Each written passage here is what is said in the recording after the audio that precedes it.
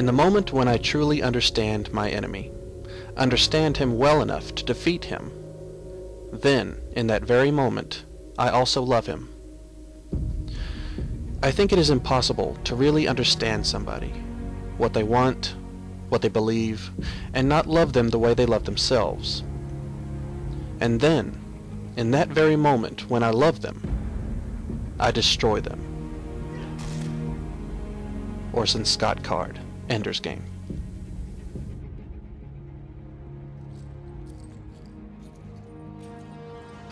Before understanding the opponent, we must first understand the game.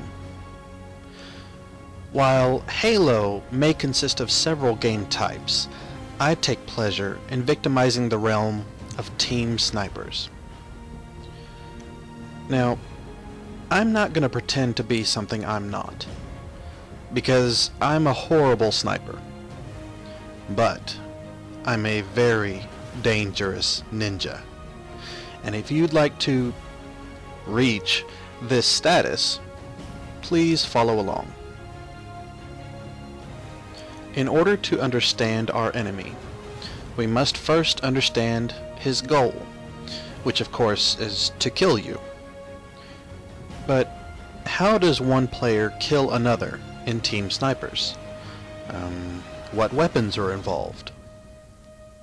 Generally speaking, in the game type Team Snipers, you'll either be equipped with a sniper weapon that holds 4 shots per clip, a magnum, and a grenade, or, in the Snipers Pro game type, you'll simply be equipped with a single weapon, the sniper.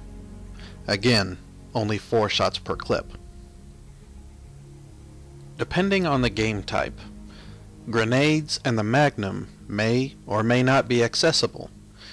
Therefore, I'll simply reference Snipers Pro. In order to kill the enemy in Snipers Pro, the player must do one of the following. A. 1 single shot to the head. B. 2 shots to the body. C. 2 pummels to the body. D. 1 shot and 1 pummel to the body, and these 2 are interchangeable. E. 1 pummel from the rear, also known as the beatdown. Now, one common question that I come across is regarding the ability to ninja without the radar. Now remember, there is no radar in Team Snipers. Most ninjas of Halo depend heavily on the radar, as it allows the player to know exactly where his victim is positioned. To those of you who would like to ninja accordingly, I recommend checking out the video posted in the description. However, radar ninjas are for beginners. Now, that does not go to say that all radar ninjas are noobs. I'm simply saying it's an easy starting point. The craft of the ninja does not include the requirement of the radar. Instead, the true ninja relies on intuition, situational awareness, cold calculation, and insight, all while pertaining to the understanding of the game's mechanical construct. You'll see what I mean as the video progresses.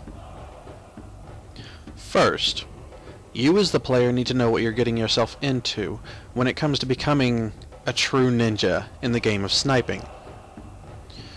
The sniper, for the most part, only needs to out-snipe his opponent. The ninja, on the other hand, 100% of the time, must outthink his opponent. Now, I wouldn't go so far as to say it's a game of chess, but a ninja without a strong knack for strategy is a boat on dry land.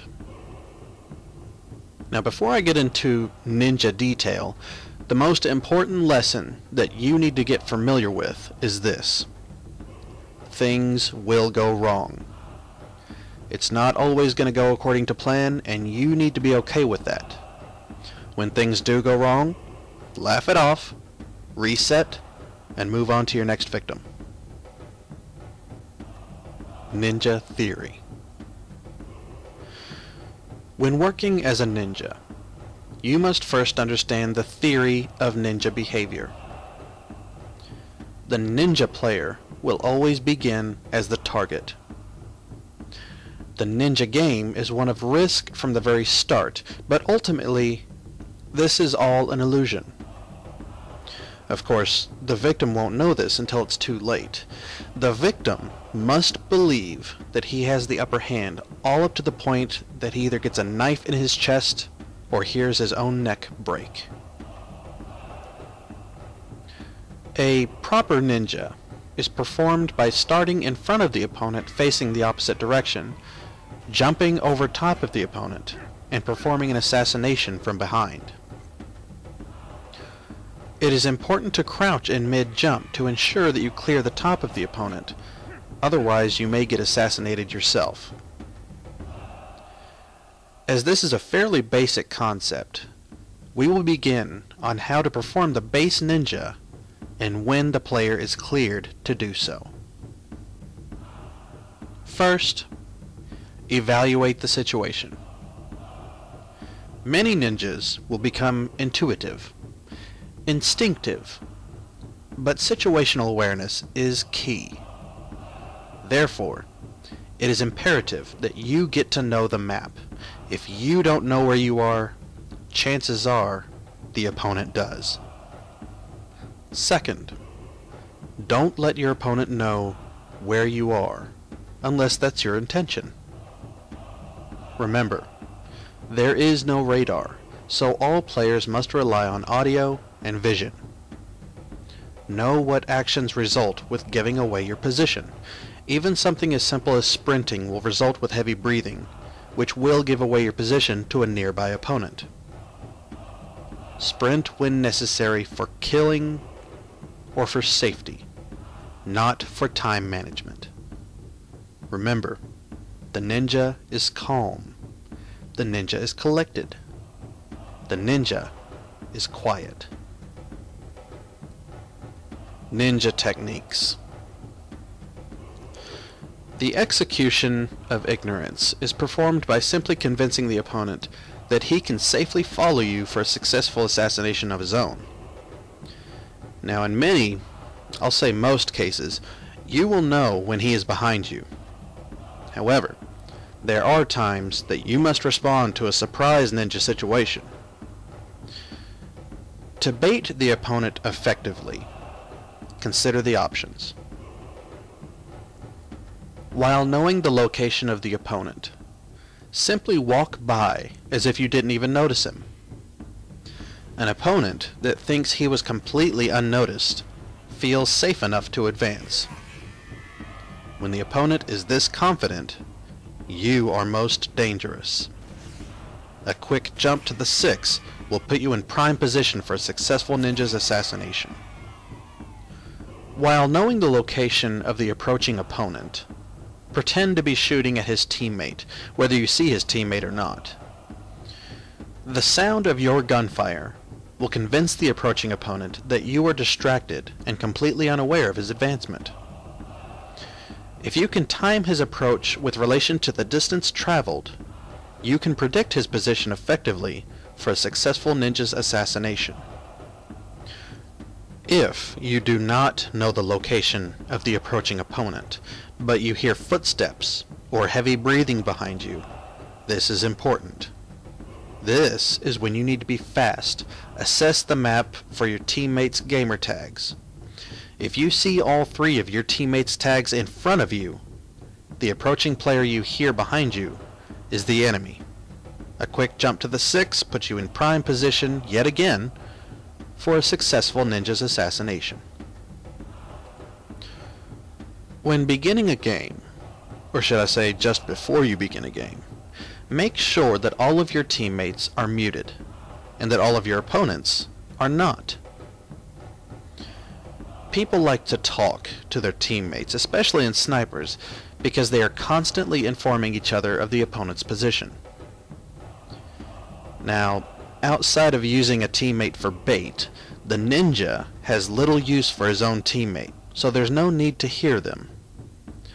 This also allows the player to hear the talking opponent approaching, not to mention hear him cursing when you're snapping his neck.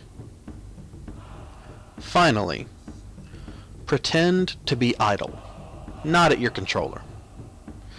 This is taking a huge risk, because you don't know if the opponent is simply going to shoot you in the head, or approach you for a seemingly free assassination. When the player gets close enough, ninja. Choke point execution. The choke point is a part of the map that can be used by the ninja to effectively jump over the opponent without his recognition of the ninja attempt. To many effective ninja players, any corner can be used as a decent choke point. However, the ninja should also understand that anything that can be used to de-lock from the opponent's field of view can be used as a choke point, such as rocks, columns, and even other players. For proper choke point execution, consider the previous scenarios, but instead, lead the opponent to a point that temporarily blinds his view from the target. This allows the jump initiation to take place without the opponent's knowledge. When he turns the choke point, he'll already be in the process of assassination. Ninja of misdirection. In many cases, you, as a sniping player, may get entangled in a close quarters duel. Most of the time, this will consist of shooting back and forth, strafing, and pummeling attempts. The ninja of misdirection is initiated by breaking free from the duel and sprinting a few steps in a random direction. As the opponent is now behind you due to close proximity, jumping backward will likely place you in a prime ninja capability. Quick directional changes in close proximity encourages the opponent to pummel, which positions him for the ninja's assassination. 180 ninjas. The 180 ninja is performed by facing the opponent from the front, jumping over the opponent while crouching and turning, landing an assassination from the rear as you have turned 180 degrees around. This will require the player to raise his sensitivity, which makes sniping very frustrating for me, but allows smooth ninja capability. The drive-by ninja. The drive-by ninja is a 180 ninja, but performed on the run. If you spot the opponent in a sprinting distance, you will begin sprinting in his direction. During this sprint, you will assess the situation and discover how the opponent is reacting to your approach. If performed correctly, and he has not shot you in the face, it is possible for you to use the momentum of the sprint to jump clear over the opponent for a 180 ninja. It is noted as the drive-by ninja because you will then walk or sprint away as if killing him in this fashion was the easiest thing you've ever done, not even important enough for a teabagging. The calculated ninja. Many players in Halo, especially SWAT and snipers, believe it is a good idea to jump around. And it is a good idea for evasive maneuvering, but consider the following. The calculating ninja realizes that when a player jumps into the air, his trajectory cannot be changed as if he were remained grounded. A grounded player can walk, stop, run, jump, crouch, etc. An airborne player must continue his course of the jump until he lands. If calculated correctly, the ninja will know exactly where the landing point will take place, in which the player will begin performing a 180 ninja at the exact jumping terminus, where the opponent will fall victim. Keep in mind that the evasive jump sniper is creating ninja opportunities on a constant basis. Difficult to snipe, fun to ninja. Crisis ninja. As explained in the beginning, in order to kill the opponent in Sniper's Pro, it is either 1 shot to the head, 2 shots to the body, 2 pummels to the body, 1 shot and 1 pummel to the body interchangeably, or 1 pummel from behind. In the case of the Crysis Ninja, the player is performing the ultimate mind game. The purpose of this ninja is to not only face his opponent, but make sure that you have his attention. Through strafing, the player is to draw the opponent's fire to the point of taking a single shot to the body.